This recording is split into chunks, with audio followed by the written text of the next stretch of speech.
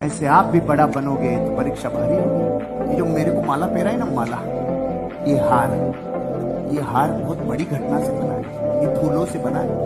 तो एक दिन कवि ने पूछा रे कि तुमने ऐसा क्या किया है जो तुम गले में सजते हो हार बन के? तो फूलों ने बोला, हमें ही पता है हम हार कैसे बने हैं। सुई साली किधर से घुसी है और किधर निकली है ये हमें ही पता है, तब जाके हार बनाए भाई। में ऐसे हार नहीं बना। अरे आप भी करोड़पति ऐसे नहीं बनोगे। साली सुइयां कहां कहां से घुस, कभी कौन सी सुई, कभी कौन सी सुई।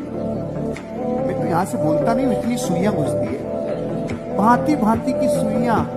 तो राणा सांगा बन जा तू, तब बनेगा तू बापू।